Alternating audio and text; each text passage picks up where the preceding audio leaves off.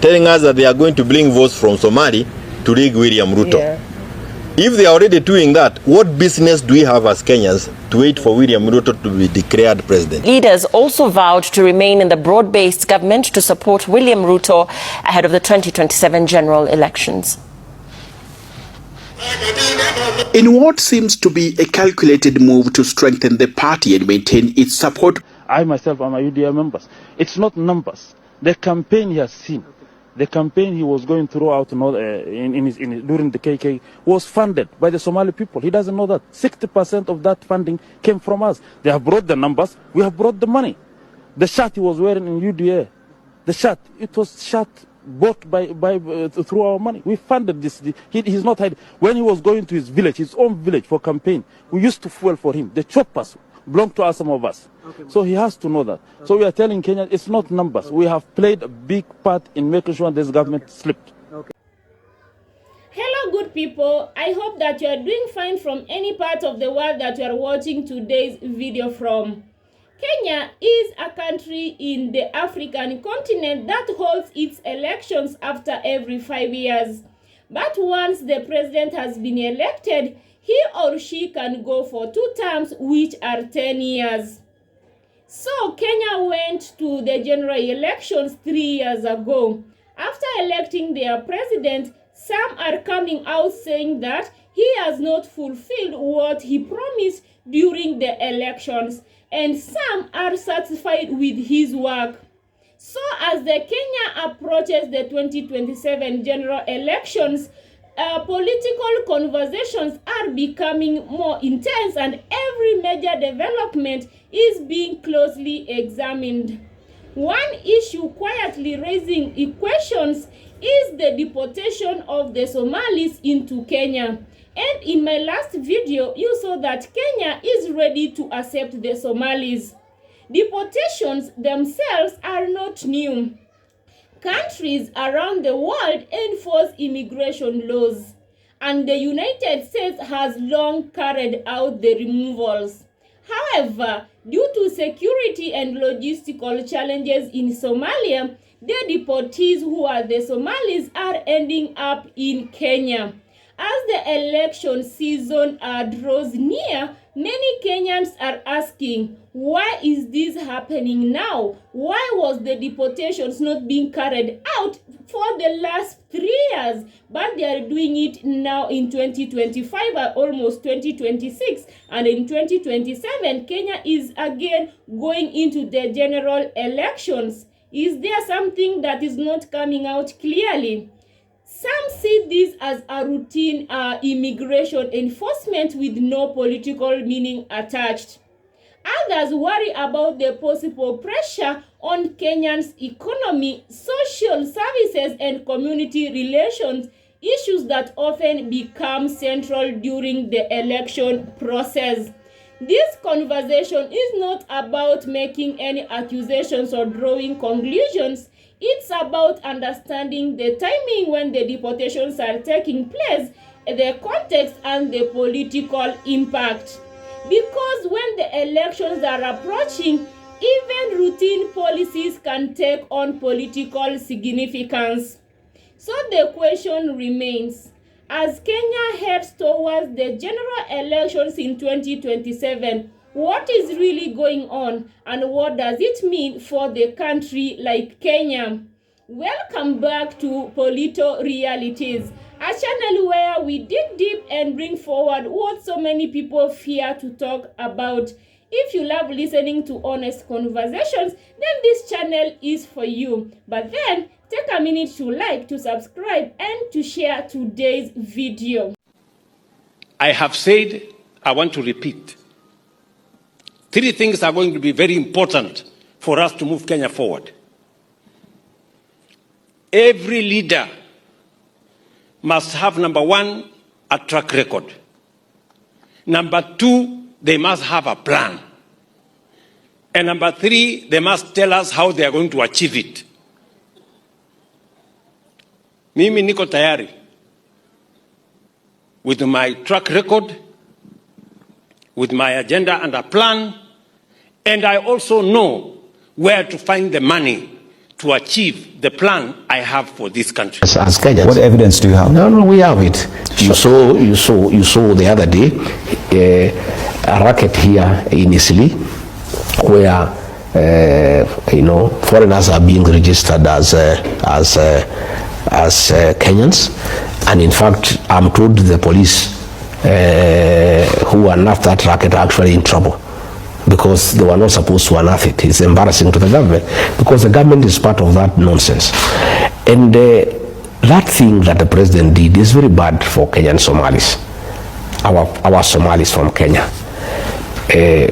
As it is today, they are having challenges on visa application to go to various destinations in the world, because the world is not sure, whether they are Kenyans or not, and it's very sad. It is Ruto, leadership beyond. Thank you very much. Hello, my name is Abdul Sadak, and I serve as a chairperson of the youth and a youth leader in this nation. Following the recent memorandum of understanding between UDA and ODM, we as youth leaders have united in our commitment to endorse President William Ruto for the 2027 presidential election. President Ruto embodies inclusive leadership that transcends tribal affiliation, representing all Kenyans. In contrast, we reject leaders who perpetuate tribalism by focusing solely on specific regions. As the principal organizer of this initiative, I am dedicated to mobilizing the youth for a vigorous mass voter registration campaign. Our goal is to ensure that the voices of young Kenyans are heard, and that we collectively support a leader who envisions a united and progressive Kenya. In 2027, we need leadership beyond tribalism, and our choice is clear. It is Ruto and nobody else. It is Ruto and nobody else. Leadership beyond. 5 reasons why you will not see many Somalis on the street protesting against the Ruto's administration. Reason number 1 is because President Ruto has really awarded the Somali community with very lucrative dockets like Minister of Defense Duale, DCI, Amin, and Haji for NIS Director. Reason number 2, Ruto really stopped extrajudicial killings against the Somali community, unlike other previous administrations, especially Uhuru's administration. Tulikuwa tunauliwa sana on extrajudicial killings. It was too much. Reason number 3, I think it is Kenyans don't consider as enough Kenyans. So hata tukienda kupigania haki yao kwa barabara na tukiuliwa hata milioni 1, they will still call us Somalis. They will not consider us Kenyans, and we know that. We are not stupid. So reason number 4, most Somalis are self-employed, so they don't depend so much on government jobs or any other form of employment. They prefer to remain they prefer to remain self-employed. And reason number 5, the last reason, is because Somalis eat together. They support each other financially. We receive remittance from abroad. Some families depend on other families outside the country to support their lives. So yeah, I'm not sure if I'm wrong, but I think those are 5 main reasons why you will not see many Somalis. We have Hanifa, by the way. Good job, my sister. What do you think? Tell me. Kenyans of Somali origin, or rather the northeastern bloc, how influential are they? How crucial are they in the coming elections? First and foremost, I must confess that people from northern Kenya will never vote for anyone else so long as President William Ruto is on the ballot paper. Why? Is because almost 60 years we have been marginalized. For what? 3 things. 1, getting your national identity. And we know very well Somalis live in the largest part of this country. 3/4 of this country is in the northern region, and Somalis actually live there. The Turkanas live there. The Boranas live there. So one thing that we appreciate is that, 1, now we are recognized as citizens, and therefore we can be given our national identity without multiple queries, multiple questions, multiple vetting. So those are something that was a nightmare for all Somalis. And Somalis were getting their IDs, but through dubious means. People were extorting money from there. You remember Natembea once said that if you open up with our IDs for Somalis without vetting, you are welcoming terrorists. You know, Natembea was a beneficiary of cartels of those who are extorting people when they are being given IDs. He was a beneficiary because professional administration were behind that. They were collecting millions from people so that they get IDs. Sometimes but even no your money is about that. We do. No evidence We do. About Natembea. We do. Did you see him take the money? We do. No, that was the structure that was in place. My own family members have paid money in areas where people were being told they are being vetted, and everybody pays 15,000. If you are 10,000 people and you pay 15,000, that is 1 billion shilling or more, 1.5 billion. So, I mean, the system he was running, because he was a professional administration officer to the extent of until he became a professional commissioner. So it's not that we are trying to say it, and that's why he was very loud, because he thinks that the business has stopped for others. That's one. Number two, from the time I was born up to date, you can see my age, Mandera to Nairobi has been a rough road. If I want to rush today for an emergency, I have to go 3 days on this road. From here to Mandera? From here to Mandera, 3 days. With even a small car that you think, a four-wheel drive car that you think can accept all trains. But what has happened? President William Ruto said, you cannot live like this. The road has been cleared now. It is going on. And you know how much? It will only take 6 hours for me to get home. 3 days to 6 hours? So we cannot compromise the person who have changed our life for purposes of continuity, because it is going to take more than just voting to bring a change come 2027. I'm telling you, it will take more than just voting. Why am I saying this? Many foreigners are being registered as voters in this country, and they are being given Kikuyu names. Voting is not the solution to the problems of this country. We have been voting for a very long time. What happens? We end up in Supreme Court. So this is what is happening. This is the plan. Register foreigners, mark the ballot papers mapema kabisa. Election ikikuja we peleka hizo. Time for us to fix our country. Not through the ballot, because ballot wataiba, but through speaking in one voice, telling them that we don't want you. I'm not advocating for violence. It will be the least thing that I will advocate for. But Kenyans must wake up to realize that the game has already been rigged. That's the reason why you see the confidence. If we can go solve voting system of the Republic of Kenya, is not working. And I don't think if it will work 2027, because the game has already been rigged. So wake up, my fellow Kenyans. So if we are registering foreigners using Kikuyu names, using Kenyans names, my friend, and no one can dare in any way try to manipulate the will of the people. We will speak, and the time has come. Hello again, good people. Welcome back to our discussions. You've watched the clips and you have seen what the thoughts of people are towards the 2027 general elections.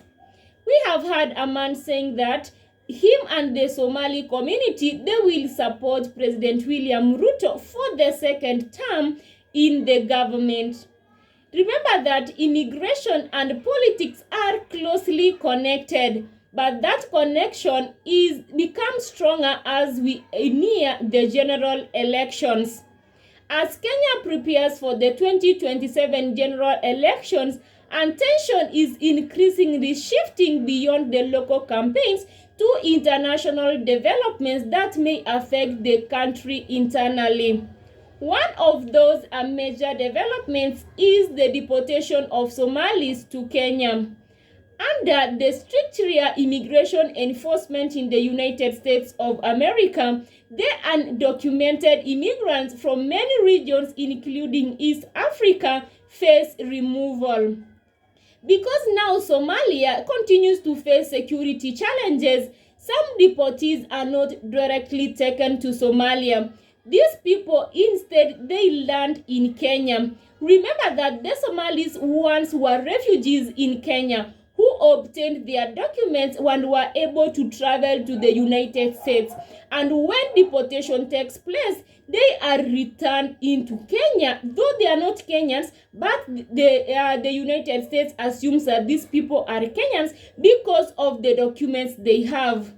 On its own, this situation is not quite new. Kenya has long played a regional role as a host for refugees, for migrants and displaced populations. What has changed is just the political timing. Why were these people not deported 3 years ago, but now they are being deported when Kenya is actively being involved in the 2027 general elections? For many Kenyans, the first concern is economic.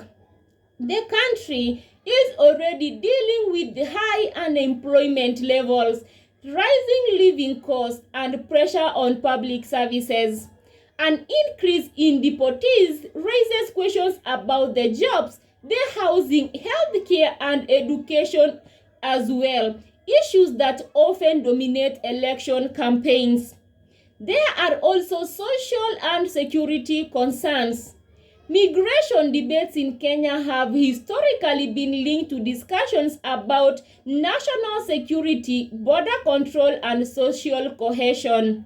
When elections are appearing, these discussions can easily become politicized, even if the original decisions were made by foreign governments. So, another layer of the debate is political perceptions. Kenya's elections are competitive, and voter confidence really matters. Any major demographic or social shift can influence public opinion, fuel political narratives, and shape how the citizens view the government's ability to manage national affairs. So therefore, it is important to be clear. There is no confirmed evidence that these deportees are designed to influence the Kenyan elections. The United States immigration policy is driven by the United States law. Decisions made abroad can have real consequences back at home. This is why this timing really matters. When deportations increase as the general elections appears, people naturally begin to question motives. People look at the consequences and the long-term impact. Even without proof of political coordination, the effects on public debate are real. For the Kenyan government, this presents a delicate challenge. It must balance diplomatic relations, humanitarian responsibilities, and domestic concerns, while also maintaining public trust ahead of the 2027 general elections. Ultimately, this decision is not about blame. It's about creating awareness, transparency, and preparedness. As Kenya moves closer to the crucial elections in 2027, citizens are right to ask why international immigration policies intersect with national politics, and what those intersections could mean for the future. That is why the question of today matters.